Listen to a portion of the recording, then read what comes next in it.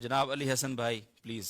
مایوسی کی دلدل میں گری، شکووں کے دالان میں گڑ گڑاتی اس قوم کو کون سمجھائے کہ جب تک دوا نہ کی جائے تو دعائیں بے اثر ہوتی ہیں. صدر علی وقار کہ رب کے حضور خاکم بدہن شکووں سے بھری جھولیاں پھیلائے کھڑی اس نئی نسل کو نہیں معلوم کہ ان اللہ لا یغیر ما بقوم حتی یغیر ما بانفسہم، کہ خدا اس وقت تک کسی قوم کی حالت نہیں بدلتا جب تک وہ خود اپنی حالت نہ بدلے. سو ماضی کے مزاروں کو چھوڑ کر اسلامک ٹچ سے لبریز کسی نئے پیر کامل کے مذہبی رومان سے لطف اندوز ہوتے. اس عہد نو کے نوجوان کو خدا سے اپنے زوال کا شکوہ نہیں ہونا چاہیے جسے یہ تک نہیں معلوم کہ فارابی و غزالی علوم و فنون کی راہوں میں کیا کارہائے نمایاں انجام دے گئے. سو یہی وجہ ہے کہ بغداد کے گلی کوچوں سے اٹھنے والی صدائیں اب غیروں کے بنائے گئے عالی شان محلات کے اونچے میناروں سے سنائی دیتی ہیں. ارے ہم جدت فکر سے اپنے اذہان کو کیا آراستہ کرتے، ہمیں تو مذہبی، قومی اور لسانی تعصبات سے فرصت ہی نہیں ملی، جبکہ دوسری طرف اغیار خاموشی سے جدیدیت اور ترقی کی منازل طے کرتے رہے.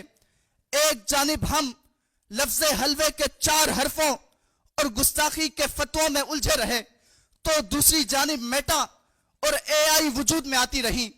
اور اگر اس نکار خانے میں کسی نے فری لانسنگ اور ڈیجیٹل اسکل سیکھ کر نیا زمانہ، نئے صبح و شام پیدا کرنا چاہے تو اس کی سب سے بڑی رکاوٹ بھی ہم خود بنے اور اسے فائر وال اور ٹیکسز کے شکنجے میں ایسا جکڑا کہ رہی صحیح امید بھی دم توڑ گئی. انٹرنیٹ کی بندش کے سبب انٹرنیشنل کلائنٹس، آئی ٹی کمپنیوں اور فری لانسرز پر پاکستانی جنسیت کا ٹیگ دیکھتے ہی رخ بدلنے لگے. ہماری تعلیم کی ساکھ تو تبھی ٹوٹ چکی تھی جب ہمارے ہی اعلیٰ دماغوں کی اولین ترجیح انہی اغیار کی بنائی گئی یونیورسٹیز ٹھہری. سو اب ہمیں بھی جان لینا چاہیے کہ شکووں اور شکایتوں کو چھوڑ کر وقت عمل آن پہنچا ہے کہ جن کو آتا نہیں دنیا میں کوئی فن تم ہو، نہیں جس قوم کو پروائے نشیمن تم ہو. تھے تو وہ آباد تمہارے ہی مگر تم کیا ہو، ہاتھ پر ہاتھ دھرے منتظر فردا ہو. ہاتھ پر ہاتھ دھرے منتظر فردا ہو.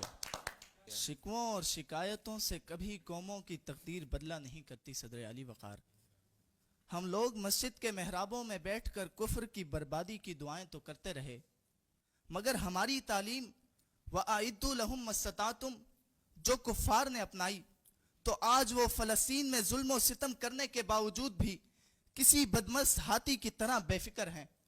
سو مجھے نفرت ہے ایسے لوگوں سے جن کی قانونی اساس عمر لاز پر اغیار تو عمل کرتے رہے مگر ان کی اپنی عدالتوں سے کارساز سانحے کی ذمہ دار نتاشا جیسے کئی امیر زادے آزاد ہوتے رہے. میں نہیں مانتا ایسے حکمرانوں کو جو فلسطین کے لیے آواز اٹھانے پر سینیٹر مشتاق جیسے بوڑھے وجود کو قید و بند کی اذیتوں سے دوچار کر دیں. مجھے حیرت ہے ان لوگوں پر جو اغیار کے ہاتھوں اس قدر یرغمال بن چکے ہیں کہ جنہیں پب جی جیسی ویڈیو گیمز کامیابی کی ضمانت، انسٹاگرام پہ ریلز کے نام پر ننگا ناچ مقبولیت کی علامت اور ڈیلی ولاگنگ کے نام پر بیڈ رومز کی کہانیاں منظر عام پر لانا باعث فخر لگتا ہے کہ اب اپنے تیر سے اپنی کمان خطرے میں ہے، کہ پھول کھلنے لگے باغبان خطرے میں ہے. یہ جس حساب سے اپنی زمین کانپتی ہے یقین کر لیں کہ اب آسمان خطرے میں ہے. یقین کر لیں کہ اب آسمان خطرے میں ہے. بہت شکریہ. جناب علی حسن بھائی ماشاءاللہ بہت زبردست گفتگو تھی اور ہمارے حالات کی صحیح معنوں میں عکاسی تھی. یہ گفتگو آپ نے کہاں کی تھی اور کیا پوزیشن تھی اس میں آپ کی؟ یہ تقریر اول پاکستان مقابلہ تھا حویلی لکھا پنجاب میں، تو الحمدللہ اس کا بیسٹ اسپیکر رہا تھا اس میں. ماشاءاللہ زبردست، اور واقعتاً گفتگو اس لائق ہے کہ آپ کو بیسٹ اسپیکر کا ایوارڈ دیا جائے. بہت شکریہ.